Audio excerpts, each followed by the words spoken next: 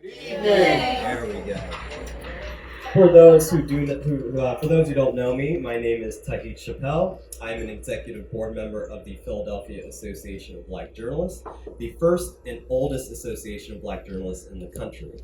PABJ was founded in 1974, and our mission as a nonprofit is to diversify the media, raise issues that affect communities of color, train media entrepreneurs, and convene community members and stakeholders on issues that affect marginalized and underrepresented communities. Thank you to the Pen and Pencil Club for hosting our program. If you are not a member, I highly encourage you to become one to support the oldest continuously operating press club in the country. This is the oldest continuously operating press club in the country. It's been around for quite some time. We thank Pen and Pencil for their support and allowing us the space to have this important conversation. Tonight's program focuses on cannabis and probation, and it's one of the first programs that PABJ is hosting leading up to our Cannabis conference in April. The Cannabis conference is called the Can-Atlantic Conference.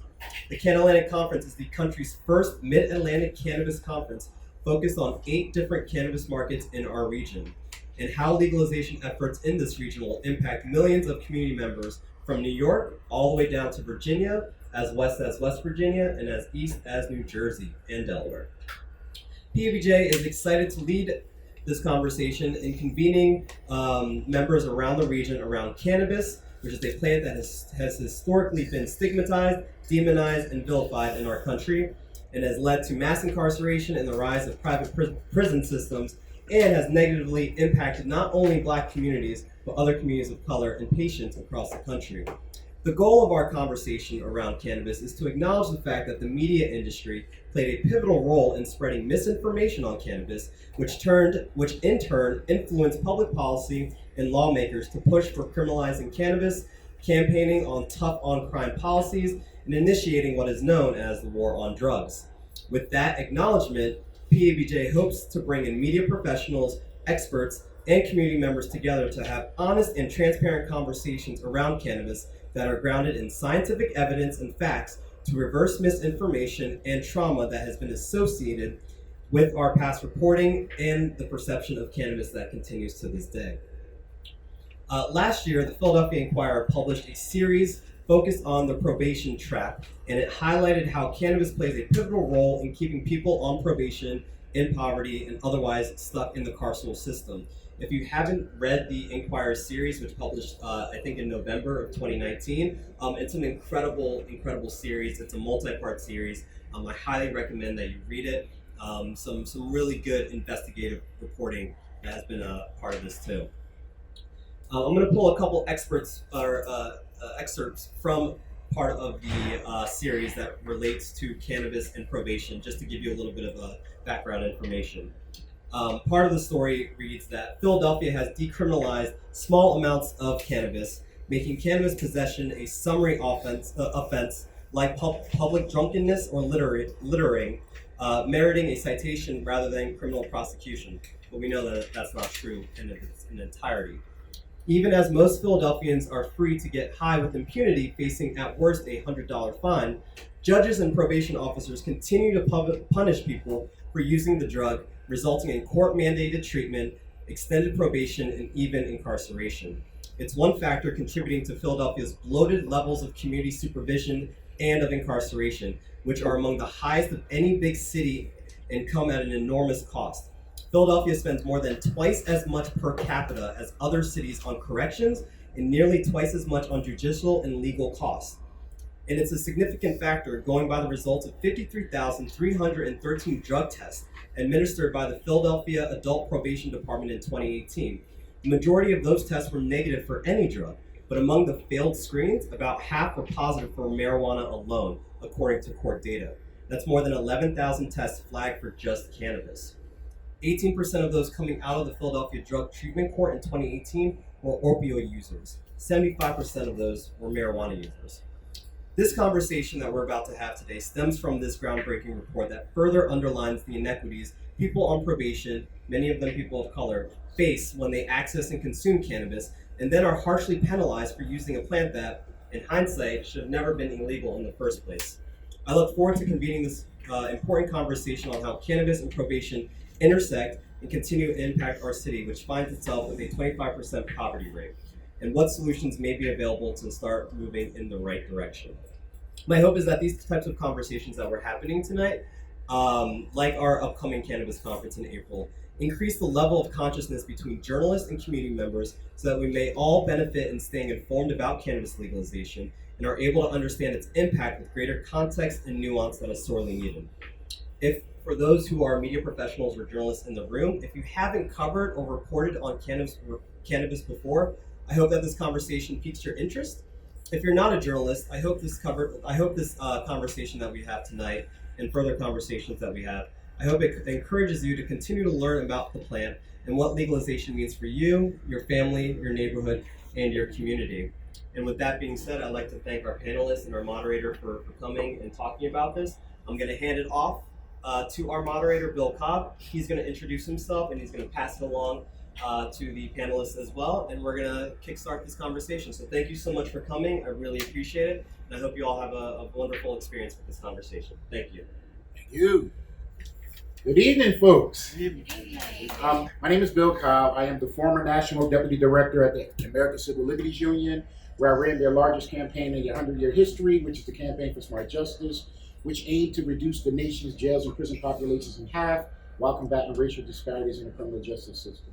I'm also on the board of the Defenders Association, Philadelphia Legal Assistance, and Community Legal Services. And I am a medical marijuana user. Hi everyone, my name is Adrienne Porcione. I use they, them pronouns, and I'm a freelance journalist. My coverage area typically covers drugs and policing. I am a columnist covering trans incarceration. My column is called Trans Behind Bars for Shadowproof, an independent media publication where I correspond with incarcerated people, not just trans, but also queer, to kind of talk about how the carceral system particularly impacts LGBTQ people behind bars.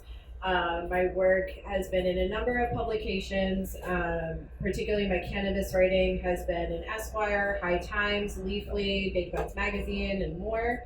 And yeah, I'm really excited to be here because I think this is really critical for the cannabis reform movement within the city, but also if we talk about the larger movement for all drug decriminalization and extending our conversation not just for cannabis but other types of drugs. I think that is really important, and I hope that we can discuss that today as well.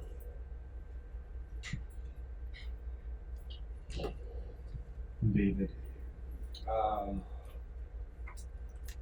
I'm the founder of the Philadelphia Drug Users Union.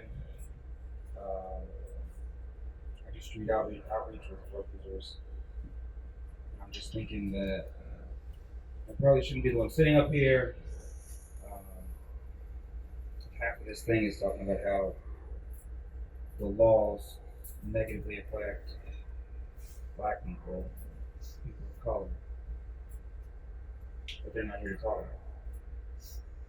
So there's a disconnect there, because we can't actually know what that experience is. I'm just saying, I'm gonna try to answer these questions, but just remember that though I've been through that, it's way worse for a lot of other people. And you guys gotta figure out why they're not here. Right? Thank you for that, Dave. Thank you for the knowledge.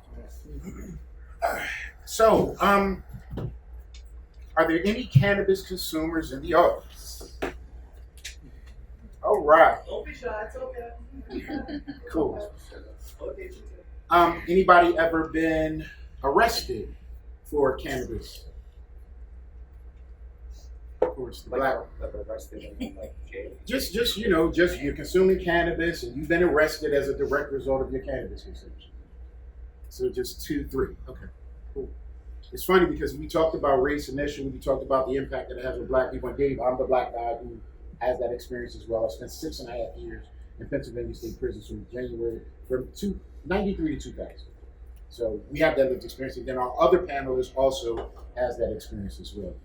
I think I'm just going to get into it. So we're going to have a really high level conversation because this is aiming to address journalists and identifying you all's opportunities to report on cannabis consumption and the larger drug, the larger things that are happening with drug culture in Philadelphia and across the country.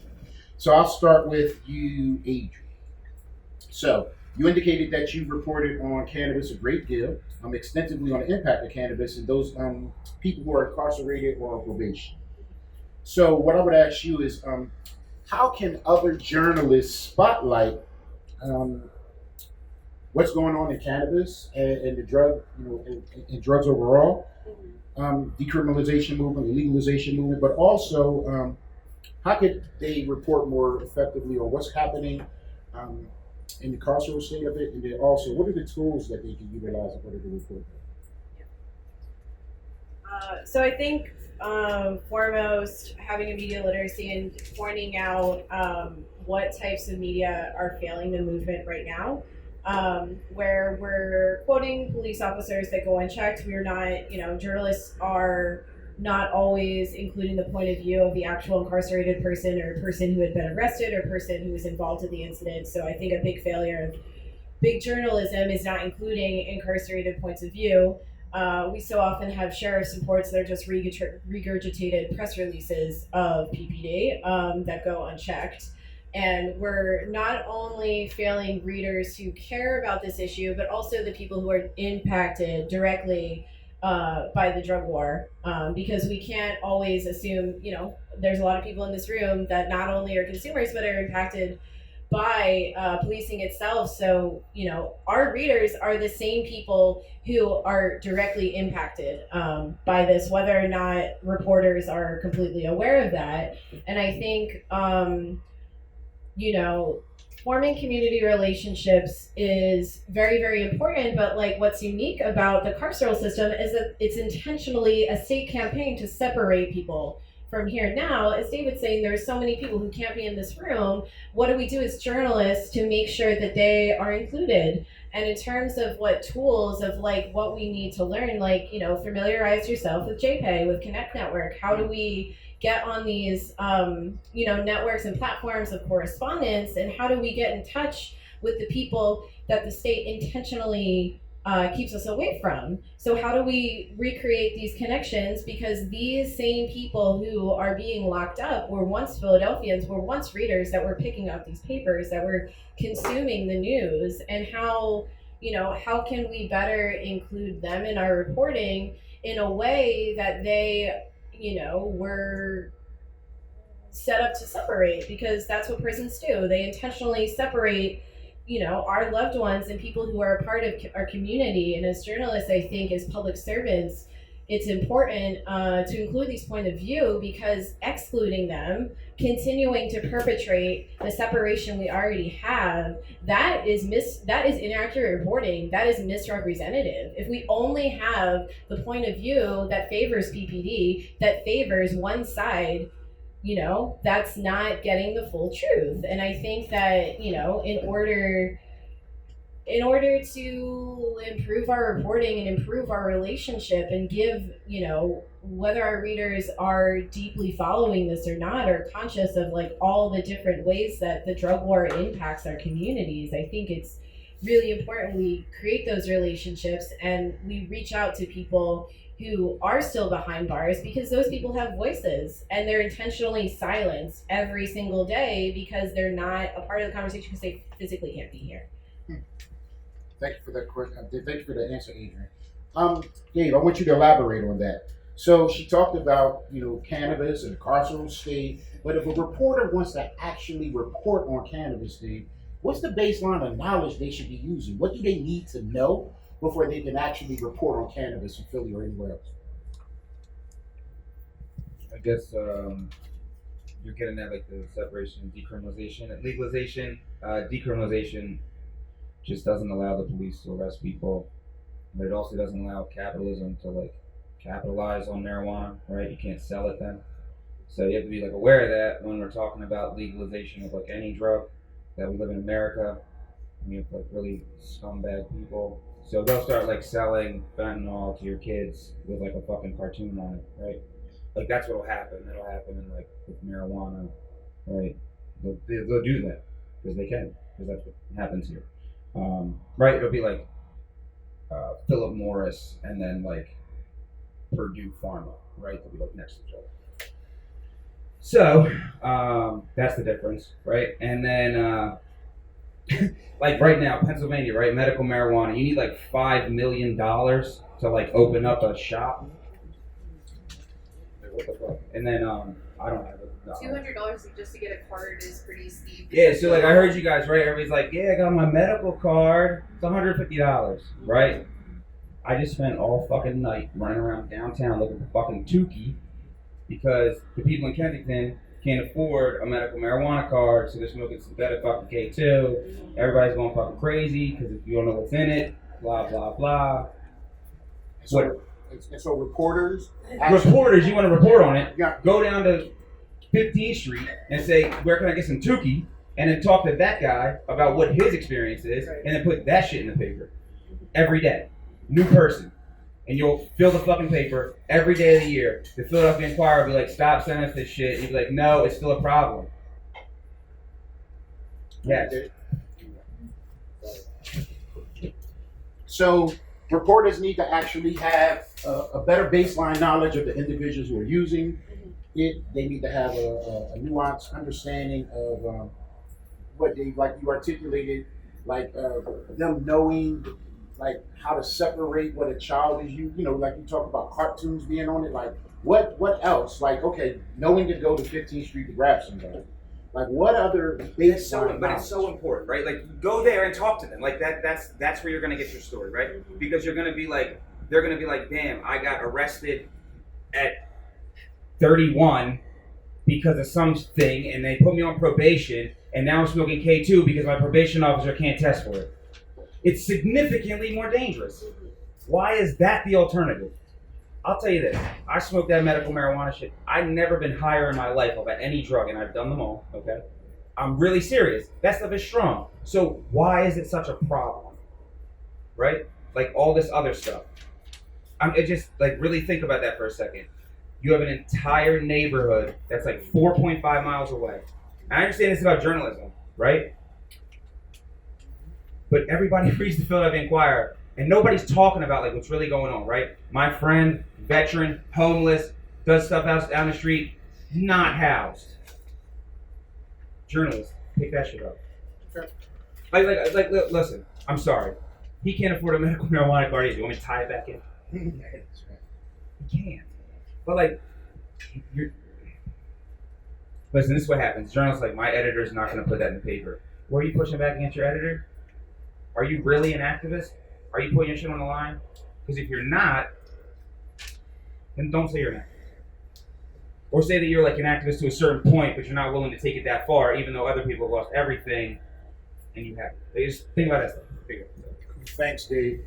So, New York City this year enacted a law barring its probation departments to stop testing for marijuana in almost all cases. Adrian, why do you think Philly isn't doing the same? And what's stopping us? Yeah, I think in Philadelphia, when it comes to drug treatment, court-mandated drug treatment, right? The city of Philadelphia has this as an alternative to incarceration. But if anyone knows anybody who has been in these programs, where these programs are footed to the quote patient's bill, whether or not this person desires to get sober or not, whether or not these programs actually have research and data to prove that people actually benefit from these programs,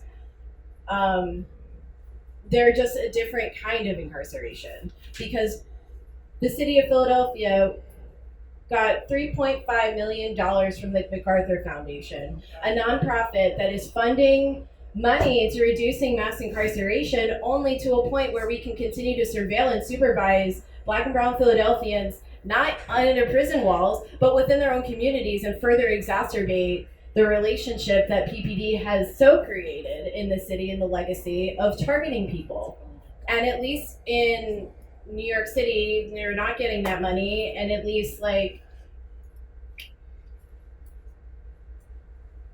So do you feel like it's the investment in a lesser outcome that's actually stopping us from moving forward? I feel like we can't move forward until we accept that coercive drug treatment is just another form of incarceration. It's not an alternative to incarceration. It is just a different type of incarceration because you're forcing people. How are you going to keep, if you're re-entering society or if you are on probation, you have to go to these places.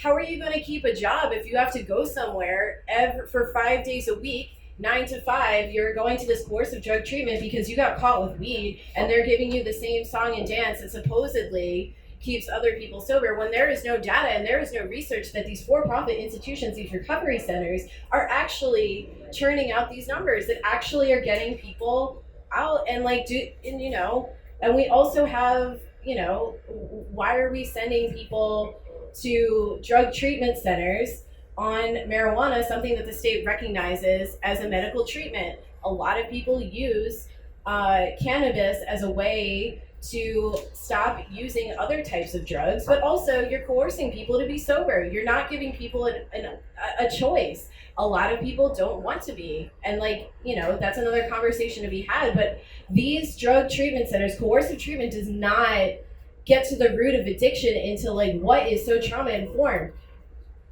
Accessible housing, wealth inequality, and Medicaid for all are very embedded to all of this, and that's completely absent. And coercing someone to go to a drug treatment center, what does it matter if they don't have a place to live? So you just feel like probation's challenge is, or probation, why is probation not moving on this date? What's stopping them from stopping violating individuals who are on probation authority? The probation system in Philadelphia is a state system. So the city don't got nothing to do with it. If you want to stop them, go to Harrisburg. If you're talking to city council, they can't do nothing for you. So that's a problem. At the state level, I don't know, man. This look, we live in Philly, right? And you go 2 counties left on a map, and it's a different place. Why is that? Because they're white. Cool. So what's stopping us from transitioning our neighborhood and community and having them do the same exact things? Say that one more time. What's stopping us from getting the same outcomes from the county two counties over? Because everybody's criminalized. If your existence is criminalized, then you can't do shit, right?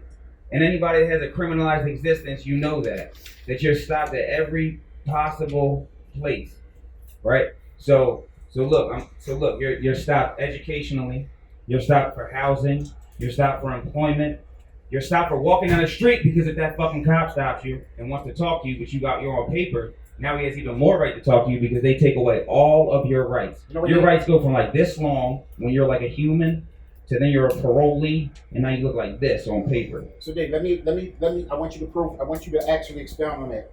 So even though cannabis is decriminalized in Philly, cops can still place harsh charges on cannabis users. So tell us exactly what happens when cops actually do that. Because although it's decriminalized, they're still doing it. So tell us what's currently happening today. That's not all cops. Of course, it's not all cops, but the fact that the policy has been implemented. Listen, I just got beat the fuck up on 20th and Bainbridge by a band of fucking brothers. 7, right? The first one rolled up on me, choked the shit out of me. Was that for then the cannabis 7 or band of something? brothers. No, it was for cleaning my car. Real shit, because I look like this. Whatever the fuck that means. I don't know. So- Sorry. But listen, I just want to say something, right? It's not even like that. You're smoking weed standing on the side of the street. Mhm. That gives that cop the ability to talk to you. As soon as he's talking to you, your rights have been violated in their mind. You don't have any more rights. You're already doing something they don't like. They don't care about legal, illegal. That's not all of them, though. No, it's not all of them. We're never talking about all of them. Because there's always a piece of shit in the room, and there's always a good person in the room. And there's a bunch of people in between. right? They exist everywhere, like in this room right now. And I should say for everything that we're speaking very generally, but when we're talking about policing, we're talking about the culture of policing. We're talking about the culture of drug use. We're not talking about any individuals. We're not even talking about a very specific precinct or a very specific department. It's just the overall policing in Philadelphia in general. Right. So look. So, but walk us through. But walk us through. So No, not anecdotal, right? I want you to walk us through a detailed description of a person who's using on the corner and what transpires in that individual's life for a stop today. If I go outside and I go and consume, what is likely to happen to me? Black in Philadelphia using cannabis, although it's What neighborhood? decriminalized. Right here, Center City. Oh gosh. I mean, Center City. It's honestly, they're probably gonna walk right past you. Cool. West Philly. They're gonna stop you because they're gonna fuck with you. Cool. 52nd Street. Somebody. Yeah, that's what's going to happen. 52nd and Real Market. shit. I'm consuming cannabis. What is going to happen more than likely? Yeah, they're gonna come up. They're gonna be like, "What you doing?" It's just like if you had a beer, right? Like if you had a beer before. It's just like that. What you doing? They're gonna fuck with you. They're gonna take it. They're gonna step on it, make you mad. And you'll be like, "Why you do that?" And you're gonna be like, and you're gonna try to keep walking. I'm not fucking done talking to you. Get the fuck back here. Put some hands on you. This and that. Oh, you found this and that. Boom, boom, boom. Now you're in cuffs. Why are you resisting? You're gonna get punched. You're gonna throw in the car. Now you're taking the station. That's what happened. Now you sit in that fucking cell 24 hours, and you're like, "What just happened?" But this is the thing, right? If you've never had your freedom taken away, like real shit, like think about that. Like when they slam that door, and you're like, "I can't fucking leave," and that shit, like all that gangster shit, fucking slip out you, and your throat fucking hit your stomach. You're like, what the fuck, man? You start thinking about all that other shit. That's what fucking happened. Over some pot, though. Like, come on, like. But see, that's the institutional trauma that they put people through. We put children through that over marijuana. Does it end there? What you mean no? Because then you book, you can't make your bail. Now you feel like a dumbass because you can't even get $100. You like real shit though, $100, nobody can get that. Okay, you up to F, you get sentenced. What's the F? Depending with CF. Current from hold correctional He said facility. you in the F, meaning that you're in CF, which is the correctional facility here in Philadelphia. So Dave, Listen. what up? Wait, so right, because I'll actually, Adrian, could you answer this question? So we're going to transition. Now that person has been incarcerated. That person is going through whatever legal thing there is, because I guess you got to come back to court. You go to court, and now they recommend you for drug treatment. Let me say something. You got to go to court. Sorry, real quick, Uh-huh. because this shit just happened to me. You go to court. It's 2020, right? But in 1784, when they was like making this shit up, you couldn't go on a computer and be like, yeah, this motherfucker's and all this stuff. All right, raise his bail. They couldn't do that, but now they can. They're not supposed to be able to do that, right? So now they put me on a screen. They don't know me, right? They're talking about this, what you gonna get. I said, well, why? I didn't really, that's not even a lot of stuff. Like, what's going on? Well, sir, 12 years ago, and the public defender's like, he goes to court every time. She's like, he's a flight risk. We're gonna give him this much. It's like, why? You shouldn't even have that information. But I'm just saying, this is how unfair the judicial system is. They haven't updated it ever. But they get to use more technology to play some boxes, but they don't get to, you know what I'm saying? Fixation. So walking slowly through it, a person, you're on the corner, police interface with you, you get arrested, you sit and wait and see a bail magistrate, they set a bail, and then what? You sit on a bus, you go to the CFCF. You get in CFCF, man. We left CFCF already. Oh, Now you didn't tell me about the intake. No, not that detail. You're in court, right? You're in court. The atrocities. You're in court, and now they put you in drug court. So, Adrian, how effective is drug court for somebody who's a consumer of cannabis, who was on the corner, police interaction, now get bail, and now you have to go to drug court? How effective is that? I'm gonna still smoke weed afterwards. I'm gonna smoke the most weed I've ever had after something. You're gonna like need that. to. Oh yeah. So ineffective and getting stuff. How is that? I think we all know. So, how frequently is drug court utilized in order to deal with the disposition of marijuana cases, cannabis cases? So In what's unique about the city of Philadelphia, according to Samantha Melliman's reporting of the marijuana paradox that came out in the fall, the majority of cases, I want to say like nearly 70% in the city of Philadelphia, the drug that was involved was cannabis. And that is particularly unique to our city because if you go outside of Philadelphia County, it's like less than 15% is cannabis and the majority are opioids. So, of just like the disparity. Sorry, could you say that again? Disparity. No, what was your question? I already forgot. I forgot the question. How effective are the drugs? How effective? I mean, in terms of like the effectiveness, listen, I think we all know in this room, if any of us, especially the people who raise their hands, are going to drug court for weed, like I don't think anyone is going to be convinced that they're going to be sober from weed after that, especially given how beneficial, it is as a medicine, but also, as a means of recovery from other types of drugs, from other types of substances. Yeah, look, drug courts, man, like, they're different, right?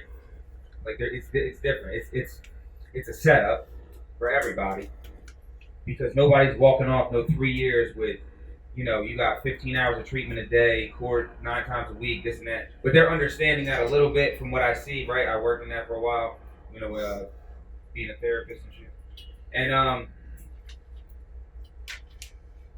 yeah, so like they're getting that, right? So they're allowing people to like start, like if you got a medical card, they're like kind of looking at that, right? But that's not the issue. Right. Because most people can't afford that shit. Well, how about this then, Dave? You see this? So, this question then. With legalization being inevitable and people on probation cut out of it. Why is it inevitable? It's because it's sweeping the country. Because, I know why it's inevitable. Because money wants it to be. Yeah. Money wants it to be. So, therefore, legalization is inevitable. So, look. But if that's the case, right? If legalization is inevitable and people, black and brown people, are disproportionately on probation and parole, what's the impact to those individuals even after legalization? And where has it been legalized where it wasn't before? And what was the impact on black and brown people or people on probation and parole? That's what I think. California. I mean, they try to set up a program where I'm gonna mess this up. It was a while ago I heard it, but they set up a program where like if you had old convictions, marijuana, like possession with intent convictions in California, like whatever, supposed to help black and brown communities. No. But it didn't. Why? Because they didn't have no money, right? So they lost the opportunity, and then once again, the white people had convictions that still had some opportunity because they had the privilege. They stepped in and they got it. But even before you go into the business side of it, Yeah. legalization from the regular, everyday, ordinary citizen. What does it look like for people on probation as opposed to people who are not on probation? And what's legalization look like in other communities as opposed to black and brown people? Nobody knows because they haven't come up with rules for it. It's not legal, so you don't know what probation is going to do. Probation doesn't know what probation is going to do half the time. Those people don't know what's going on. They look at this stuff and they be like, "Well, I don't know. I got to call my supervisor." And you're like, "Are you serious?" So they don't like really. They don't know. So is there variance in how probation deals with individuals who come in contact with the system after being Anytime you have a human that takes charge of another human, there's variance. It's just look, man. Look, I told you the drug users union, right? You want to talk about treatment? We spent hours talking about treatment because of that stupid ass PAD program they opened up in Kensington. It's a good idea, but it's not executed properly. Explain what PAD is. PAD is police assisted diversion. So you have police officers who are hired to deal with violence. Remember that police are only supposed to be dealing with violence, nothing else. So you have police who are hired to deal with violence now acting like social workers on the street of Kensington, and they have the right, if they know that you're somebody that commits crimes regularly, petty crimes, right, misdemeanors, they have the right to approach you and ask you if you want services. The first thing I said was, why are you doing that? Because you're setting that person up to be like harassed. A cop would be like, "Oh, I know he does drugs and I wanted to offer him services." But then I walked him and I had to search him for my safety. Even though he had tight ass pants on, I knew he didn't have a gun, but my safety was in line. I searched him and I found a bag of crack, and now he's going to jail. Like, because, hold on, wait. Because the crack was outside of the limit allowed in the diversion program. Or we started the interaction at 3:47, and the diversion program ends at 4 o'clock, and now it's 4:15, so you're going to jail. Real shit. That's what they got going on. 26th, 25th, 24th. Make some noise. No, for real. Go out there and tell them to fucking stop it. Or fix it before they roll it out. Law enforcement. You want to add anything to that? I think that was it. What I do know is happening right now today is that lots of people who are on probation and parole, they are trying to get their medical marijuana cards because some judges are not violating individuals because they deem it medically necessary after you get the certification. And then other judges are still violating individuals. So there is no consistency. And obviously that same sort of variance is happening with a direct result of the police assisted diversion program, which is actually funded from the MacArthur grant. Yes. Yeah. So listen, fun fact: police assisted diversion was supposed to be based off a lead, right? Lead is by this guy named Chris Nyrop. He's fucking awesome, right? He's an old school harm reductionist.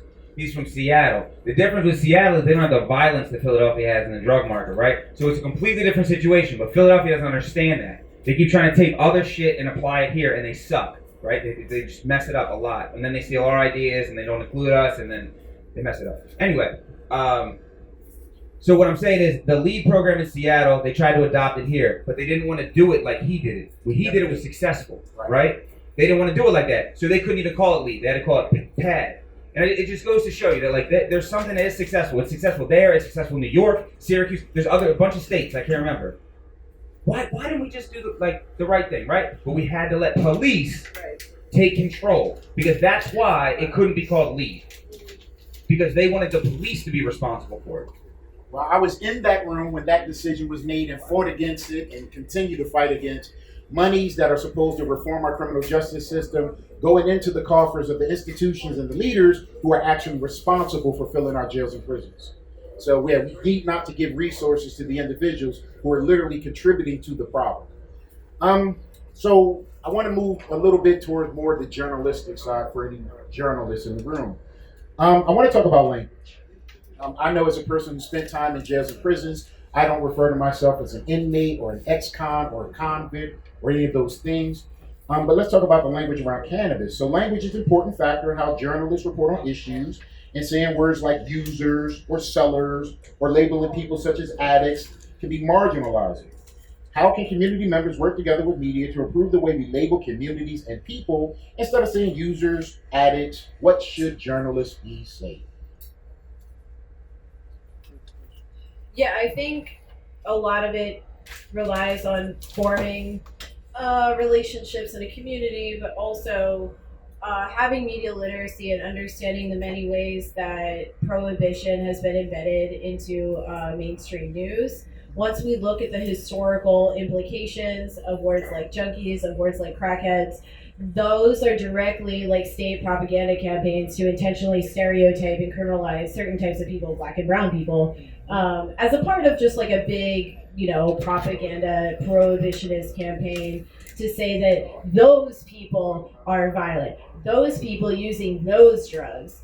And it's like when people use those words, even, if we're using it as a joke, we need to ask ourselves, like, those words have a history over 100 years of the same policymakers that were intentionally antagonizing black and brown men under the guise of Operation Wetback to completely exclude immigrants from our country on the basis that they are violent criminals. The word marijuana, where it comes from, is like to associate it with Latinx people, with brown people, and like truly having that historical context when reporting on this, because the media is absolutely, like mainstream white supremacist media is absolutely completely complicit in regurgitating the same language that the state used to intentionally criminalize people and paint people as not humans, to dehumanize people. And the words that you were saying in like my criminal justice reporting, I don't ever use those words. I don't, using people-centered language, yeah, and it's like very rarely,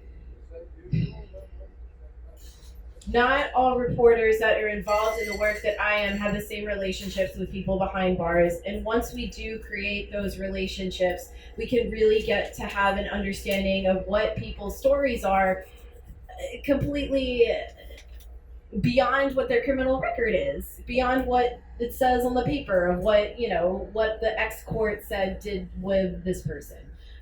So I really think getting to know people and asking questions, to be honest, when I'm interviewing incarcerated people, it is usually not relevant at all what they did to get in prison. That's not relevant to the story that's being told because of just how many injustices that are happening behind bars. Whether it's a not, we spend a lot of time differentiate between non-violent drug charges and violent drug charges, as if distribution, if you have just a certain amount of weed on you, you can be slapped on with that no matter whether you had intents to distribute or not. And what if you were? Because you were trying to heal your community and trying to help friends that were trying to get off other drugs, or just getting people to fucking, sorry, excuse my language, we're all stressed out. Fuck's an okay word. Okay, great. We're all stressed out. The carceral system is a great example of how people are stressed out on the everyday. And this is one plant that is proven to be a safe substance that people can use to de-stress. I don't know what the original question was, but No, you answered it. You answered it quite well. So if there's Dave, if there's one thing that you want people who are here to come away with, what is it? Same thing for you, Adrian. Just one thing, Dave. One thing. Push for safe supply. Dope. Safe supply. Decriminalize all drugs, and the fight for Medicaid for all, affordable housing, and overall wealth equality are very, very, very embedded in this conversation as well. Cool. Final question before we open it up. Finally, what are some events that people should be aware of that will increase their understanding of cannabis, the criminal justice system, and drug reform? Aside from yourselves, would you also like to recommend journalists to talk about these topics? Shout them out if they're here too. So I'm asking, Just events. Any events? Organizations. I mean, we have Mike over here with Harm Reduction Works. Talk to Mike about that. Harm Reduction Works is a probably does a better job of explaining it than, but we talk about drug use alternative to other recovery groups, because unlike groups like AA, what's unique to Harm Reduction Works is that you don't have to be abstinent from a substance to come and talk about drug use. And we also we'll have some type of political education discussion of how drug use is portrayed in the media as well. And I think the fight for overdose prevention sites and safe house is very, very relevant to this conversation as well. Cool. Well, thank you. I think now we are going to open it up for questions and comments. And I'm going to stand, y'all. I'm out of my medicine and my back and everything is hurting. So I'm just going to stand for a second. Do I just speak up? Sure. Speak up. You can introduce yourself, say who you are. And Hi everyone, I'm Zareta. I am a social worker, and I understand a lot of the points that you guys have made, well, you all have made. But I'm very gray when it comes to all, right? I'm aware of gentrification. I did learn about the PAD being opened, and I have a lot of relationships with police officers right now, and not all of them are trying to accuse individuals. I've heard lots of stories of them just saying, hey, pick a different side. But I also work with youth and probation, and I've seen the other side of it. I've been in the DHS part of it. I've been a case manager, and I feel that you're stating very valid points, but we still have to fix, besides the law part, the physical police officer and probation part. Families are still being torn apart because of marijuana. how? Just marijuana. Yeah, right. So How? case managers, right? They have to meet with the DHS expectations. And with DHS being involved, then you also have to go to family court. So a system. It's tearing the whole family system. apart. So It's not marijuana. It's not cannabis. it's not. It's Right. not. It's System. not. But that's the problem. So if we legalize it, we're fine because that's one less substance. But then they're gonna find another concern, right? And now we bring the concern with healthcare. Not everyone has healthcare. I have individuals who I'm working with who don't have healthcare, right? And they can't afford it. They don't have a social security card. They don't have a birth certificate. They don't have an ID. And it's our job to fund that. So even if we do put them in recovery treatment for any drug specifically, the insurance only really covers up to 3 months, and that's when it just finally started to work, and then you gotta go. So I feel that maybe we should collaboratively work together and see how all systems can start breaking the policies that are being put in place from old ages, because the new generation that's coming in is open-minded to change. But how do we address those changes when we're still saying, well, this is one side or this is another way, and it's bigger than us. Abolish ICE. No, it's not like that. It's like It's a system. Well, you're talking about the treatment system, right? So the treatment system needs to be like disassembled and rethought, right? The fact that you're taking someone out of their natural environment with all of their social problems, interpersonal problems, and then sending them somewhere else to meet with a counselor and only focus on themselves, and then be referred to a 12-step program that tells you that like you're different from everybody and you're an addict. Remember the shame that you have. They like take a really easy way out, right? And just for cannabis users. So now they've shamed you, they've educated you that the first time you pick up and you mess up, you're going to lose your job and your life, and you got to keep perpetuating that circle forever and ever and ever, right? Until that's destructured, we're continuing to brainwash generations and generations of people that will always continue this same cyclical behavior. So if we want to fix that, then shut that treatment shit down. 12 steps can exist as a support group, but we need to do treatment like in the home, right? Like keep people home, and then teach their families that like there's a difference between like enabling and support, right? And teach people that like people want to be loved and people just want compassion and shit like that, right? But like that's not how we deal with people. We deal with people by putting them in boxes and forgetting about them and acting like they're somebody else's fucking problem. Because it's a lot more work to do what I just talked about than it is to put them in a box and say they're a problem. Excellent. But Thank it's you full for that. transparency to add to that. You said transparency? Yes. So we're quick to label someone who is a minority and in poverty, right? Because they don't have a higher education. That's the mindset that you have. So they're kept in this bubble where they can't leave this box or this area. But I can be a social worker. I can have my master's degree. I can get my doctor's degree. I don't have to worry about a piss test. And then I have to tell you need treatment and put you in probation. Yes. But that same, if you're in law enforcement or you're in the military, you have to do piss tests. You can still pay out of that.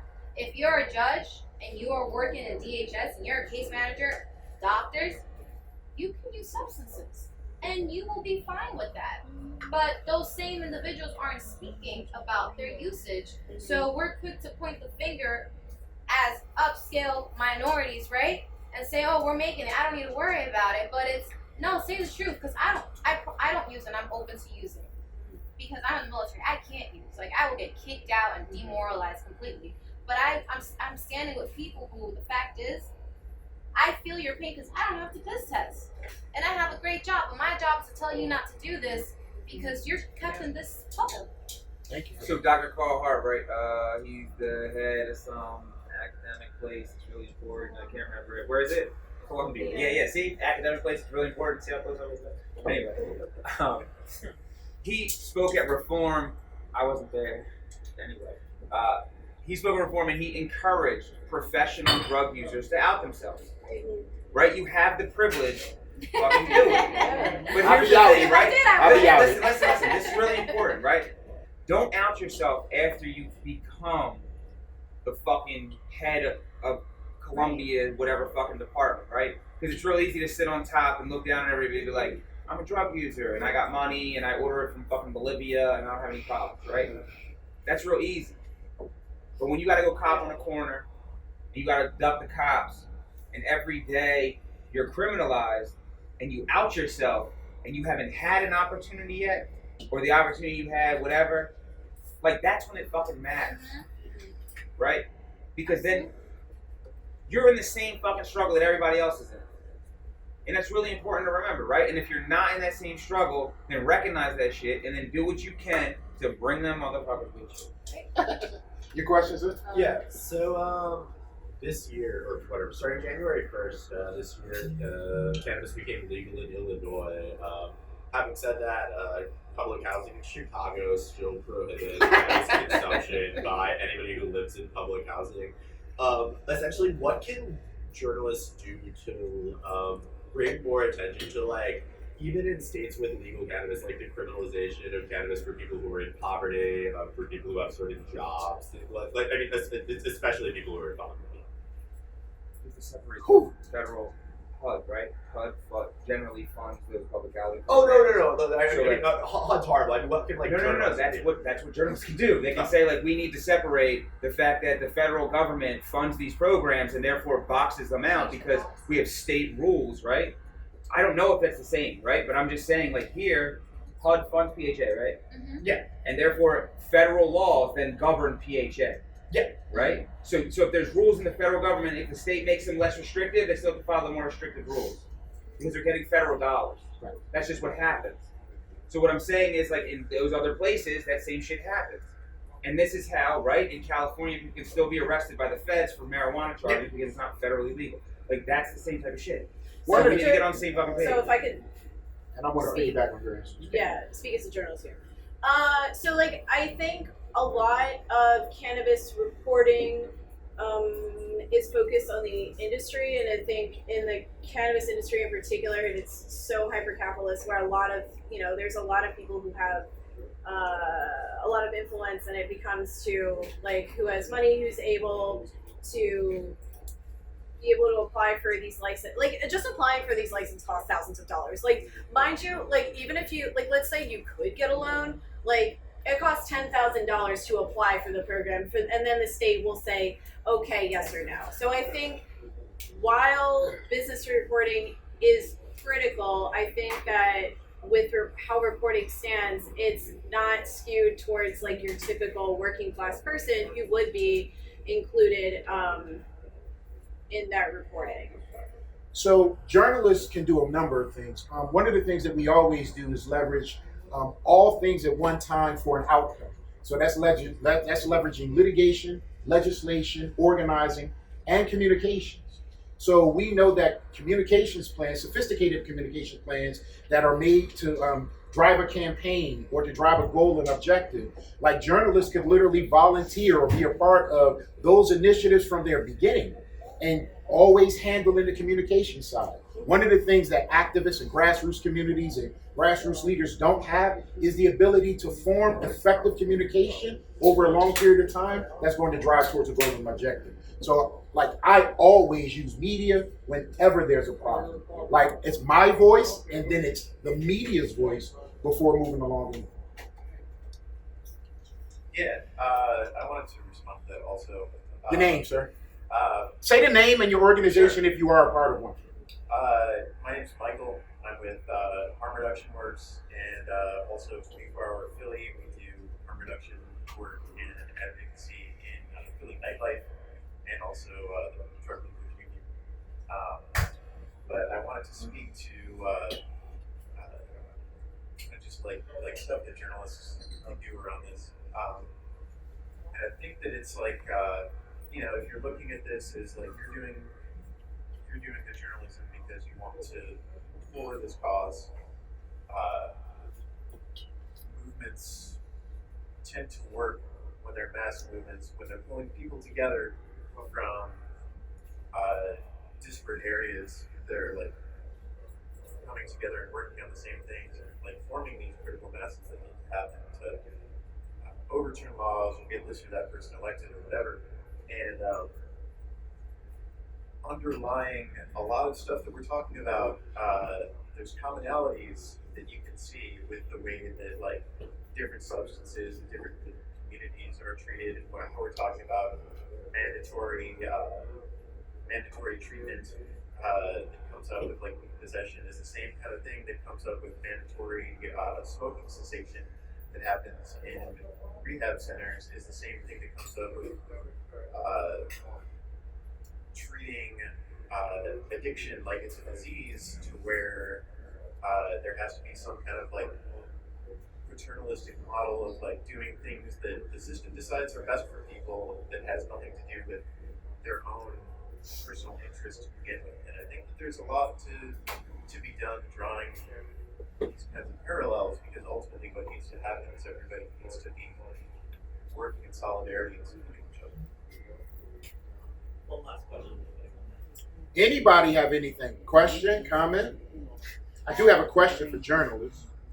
Go for everybody in the room. And then, really quickly, is there collaboration between the people who are working to legalize cannabis, like Tauhid and I and others have been advocating very aggressively for cannabis, but we haven't been doing that I know of in collaboration with other people who are part of the the drug treatment side or the drug harm reduction side? Like, where's the opportunities for collaboration? Individuals who are working to make sure that cannabis equity and opportunity is available for all parties, in addition to the individuals who are in the streets in Kensington who are fighting this horrible problem that we have in our city. How can we merge those efforts?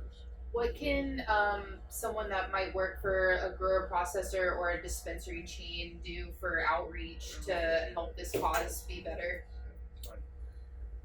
Real shit. I work for a company that has a lot of that. No, Right. I know. So look, so this is I'm from open somebody to that's like hearing way smarter than me, right? He's for real. He's the internet. He's like the head of International Drug Users Union, whatever, INPO, International Network of People Who Use Drugs. So I was on a call with him, and he said, like, look, we need to get with the marijuana people, the drug users unions, right? The people that use drugs that out themselves, right? We need to get with the marijuana people that have that chicken, right? The ones that got that bread.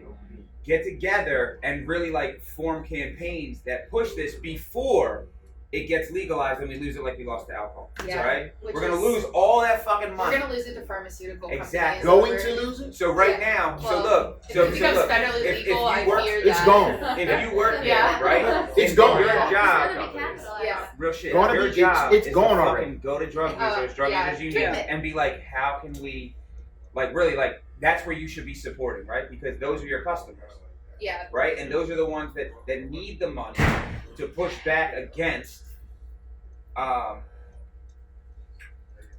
whatever, entities the that are policies, suppressing you. all of those things, exactly, Yeah. right? To like really redistribute. Like, We that's have what the needs to same happen. goal. It's just I'm trying to figure out how to mesh those two things together, and with the Department of Health regulations that we have to follow and things like that, it's just a little bit hairy. So thought Yeah, I'd ask.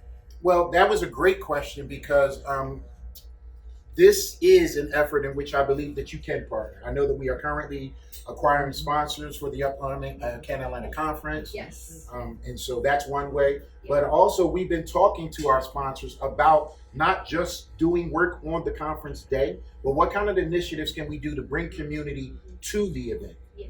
Because it's not just incumbent upon us to set it all up and then have everybody benefit from all the work of outreach and coordinating all those activities. And so if you're interested in that, please have a conversation with Tauhid, and then we can keep moving forward. And she has one thing. Last question. It's all you, So bro. I'm not a journalist, and to all those that are journalists out here, thank you for what y'all do.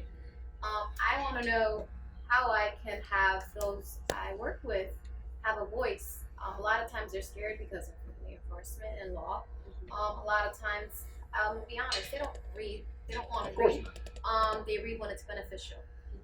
How do I give them resources that will give them the facts, one, two, and how do I find spaces for them to be able to voice what they're feeling and what their issues is specifically to cannabis, where they feel supported and maybe they feel like they can call the change, because that's a lot of what we're dealing with, and it's important for me to be able to vouch for them because I know they have a future.